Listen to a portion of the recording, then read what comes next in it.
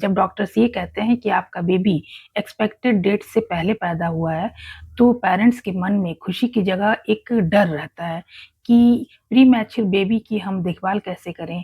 बाकी बच्चों की तरह क्या उसकी भी नॉर्मल डेवलपमेंट होगी? ये बेबी फ्यूचर में ठीक रहेगा या नहीं? इस तरह के ढेरों सवाल होते हैं। अगर आप भी इन सवालों के जवाब ढूँढ रही हैं, तो ये वीडियो आपके लिए है, क्योंकि आज हम बात करेंगे प्री मैच्योर बेबी होता क्या है? ये होने की वजह क्या होती है? उसकी केयर कैसी की जा सकती है? बेबी के जैसे breast feeding, weight gain, milestones और कुछ वार्निंग साइंस जो अक्सर प्री मैच्योर बेबीज़ में देखने को मिलते हैं, जिन्हें बिल्कुल भी इग्नोर नहीं करना चाहिए। इस तरह के ढेरों सवालों के जवाब हम इस वीडियो में ढूँढेंगे। सो प्लीज़ इस वीडियो में बने रहें।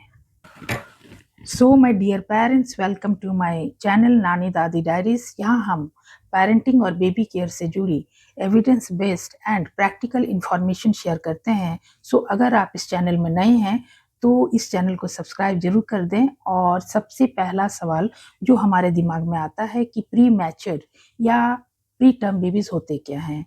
प्रेगनेंसी के 37 वीक से पहले जो बेबीज जन्म लेते हैं या पैदा होते हैं, उन्हें प्री टर्म बेबीज कहते हैं। जितनी जल्दी वो पैदा होते हैं, उतनी ही ज़्यादा एक्स्ट्रा मेडिकल केयर की ज़रूरत होती है। पर याद रखिए, प्री मैच्योर बेबीज को अगर सही ट्रीटमेंट और एक्स्ट्रा केयर दी जाए तो वो बिल्कुल हेल्दी बचपन और एडल्टहुड तक पहुंचते हैं। सो ये इस तरह के मिथ जो प्री मैच्योर बेबीज एक हेल्दी बेबी नहीं होता, ये बस मीथ है, ये फैक्ट नहीं। प्री मैच्योर बर्थ होता ही क्यों है, इस तरह का भी एक सवाल हमारे मन में होता है, पर इसका कोई एग्जैक्ट रीज़न नहीं होता। बहुत सारे कॉमन फैक्टर रिस्क फैक्टर्स हो सकते हैं, जैसे diabetes, high blood pressure, pregnancy infections, twin या ट्रिपलेट प्रेगनेंसी, अल्कोहल और स्मोकिंग, फिर पुअर न्यूट्रिशन। इस तरह के बहुत सारे रिस्क फैक्टर्स होते हैं, मगर इनमें से कोई एक या दो किसी प्रेग्नेंट लेडी में अगर देखी जाती है, इसका मतलब ये नहीं है कि प्री मैच्योर डिलीवरी ही होगी। प्री टर्म या प्री मैच्योर बेबीज़ समय से पहले पैदा होने की वजह से उनके ऑर्गन्स पूरी तरह डेवलप नहीं होते। इसकी वजह से उन्हें बहुत सारे चैलेंजेस फेस करने होते हैं, जैसे breathing problems, difficulty in maintaining body temperature, feeding issues, slow weight gain, low immunity और जॉन्डिस। इस तरह की problems pre term babies face तो ज़रूर करते हैं, पर हर प्री मैच्योर बेबीज़ में चैलेंजेस अलग तरह के भी हो सकते हैं। इसलिए प्री मैच्योर बेबीज़ में कंपैरिज़न करना सही नहीं होता।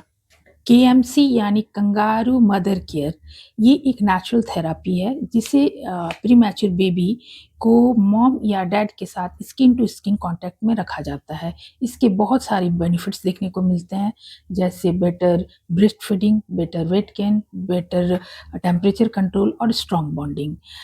उसके बाद बेबी को हमें न्यूट्रिशन का भी बहुत ख्याल रखना होता है, और मदर्स मिल्क बेबी के लिए सबसे वैल्यूएबल न्यूट्रिशन होता है।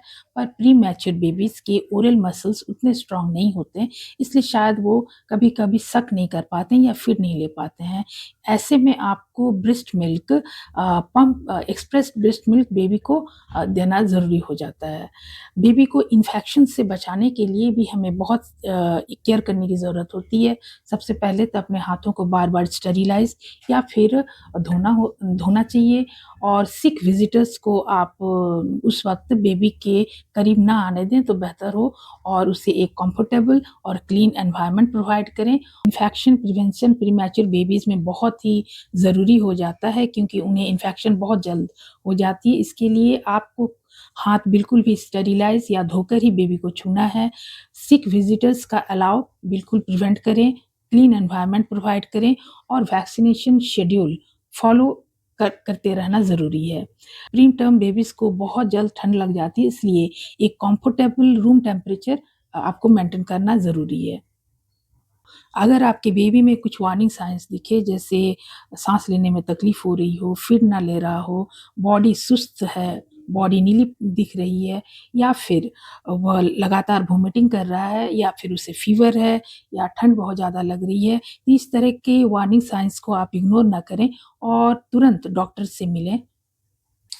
So parents pre mature babies की ग्रोथ जर्नी ये बाकी बच्चों से अलग होती है। इसकी वजह से आप अपने आप को बिल्कुल भी ब्लेम ना करें और अपने बेबी को जितना हो सके एक्स्ट्रा केयर आप देती रहें, क्योंकि आपका प्यार, आपका पेशेंस और रेगुलर मेडिकल फ़ॉलो-अप्स ही आपकी बेबी के ग्रोथ जर्नी में एक बहुत बड़ा रोल निभाते हैं। उसके हर छोटी से छोटी ज़रूरत का ख़्याल रखें और उसकी छोटी से छोटी प्रोग्रेस को भी एक बड़ा अचीवमेंट माना जा सकता है। इसलिए अगर आपके यहाँ प्री मैच्योर बेबी की डिलीवरी हुई है या आप ऐसी किसी फैमिली को जानते हैं जिनके यहाँ प्री मैच्योर बेबी की डिलीवरी हुई है, तो ये वीडियो उन तक ज़रूर शेयर करें। अगर आपको ये वीडियो अच्छी लगी हो तो लाइक करें, शेयर करें, नानी दादी डायरीज़ को सब्सक्राइब करें और बेल आइकन को दबाना ना भूलें। अगर आपके मन में कोई सवाल हो तो कमेंट्स में ज़रूर लिखें, मैं उसका जवाब देने की पूरी कोशिश करूँगी। सो मिलते हैं नेक्स्ट वीडियो में and thank you for watching.